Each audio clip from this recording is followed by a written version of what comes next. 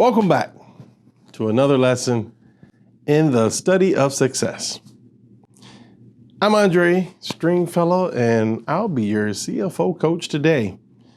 Today, I'm going to talk about nonprofit organizations and how to start one.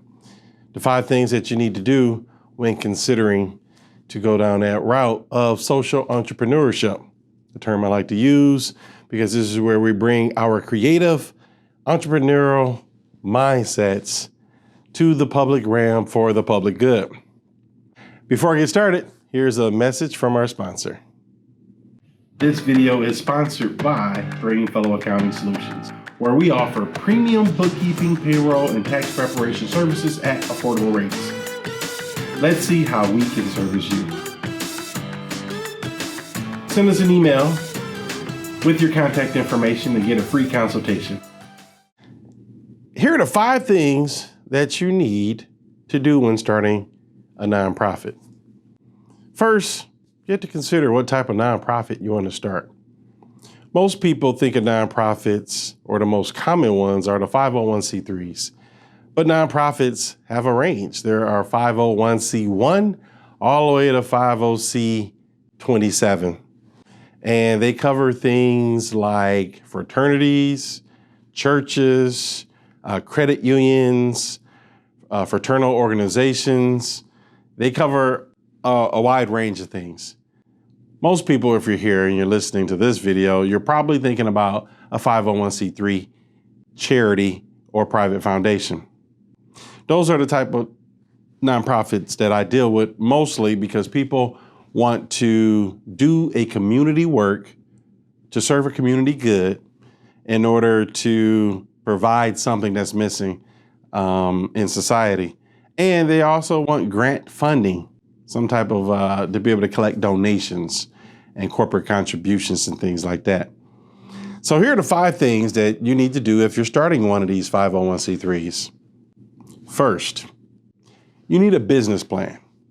And the most important thing, well, the business plan itself is a very important tool that's going to tell the people that are interested in investing in you or working with you, whether that be creditors, whether that be donors, foundations, grantors. They want to know what your mission and vision is. Why are you creating a 501c3? What are you doing it for? What problem are you solving or trying to solve in the community that you live in? So you start off with the business plan. You work your way through that. And once you have that codified in such a way that it's clear, it's precise, you're telling exactly what you're doing and why you're doing it, you move on to number 2. A 501c3 or a nonprofit is governed by a board. That means that you have one group of people that oversee or are responsible for the organization as a whole. They're not doing the work. The work is being done on the program side by the either CEO or the executive director. The executive director or CEO reports to the board. So therefore, when you're starting a 501c3, usually the people that's starting it are the ones that's going to be governing it, which means that they're on the board. They're controlling what goes on in the 501c3 and they're responsible for it. There are 4 key positions that the board should have: the chair, the vice chair, also called president or vice president, the treasurer, the one who looks over the finances or the money, and the secretary, the one that records the minutes and takes the notes during the meetings. These boards need to meet at least once a year, at a minimum, I would say quarterly, but depending on the nature of the business, monthly, or at least every other month. They need to meet, they need to hold minutes. And that is the only way that business can be done in a nonprofit. You have to take notes, and the actions that are taken has to be memorialized in the minutes. It has to be approved by the board. Number 3, once you've selected your board, you have to incorporate and get your EIN. I put these 2 together because you're going to incorporate on a local level. Like if you're in a state, you'll become a domestic nonprofit. It's kind of like similar to going through getting your LLC.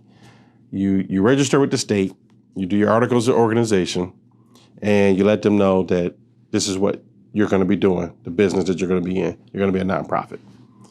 Then once you do that, you get your EIN from irs.gov.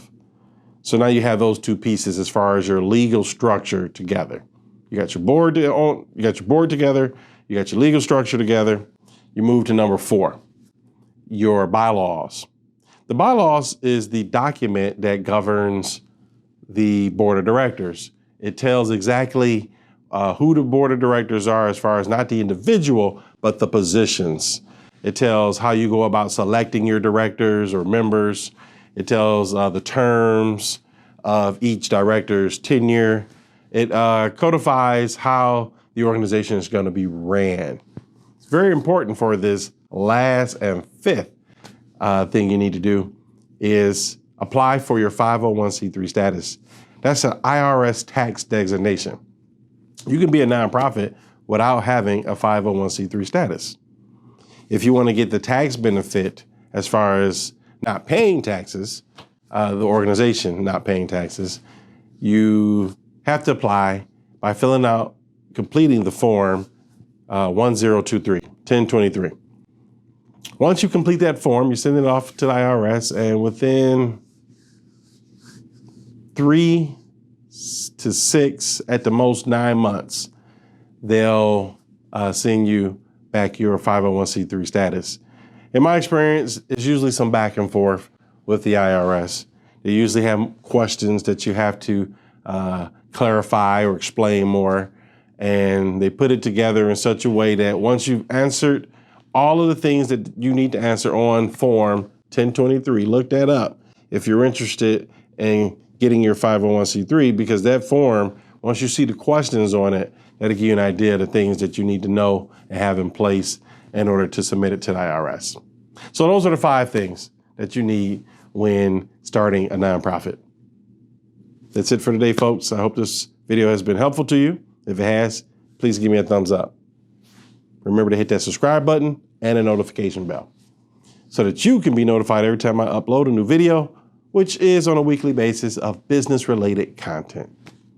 The reason why we do this is because success is one of the keys to the good life, and I want to see you in the good life. Have a good day.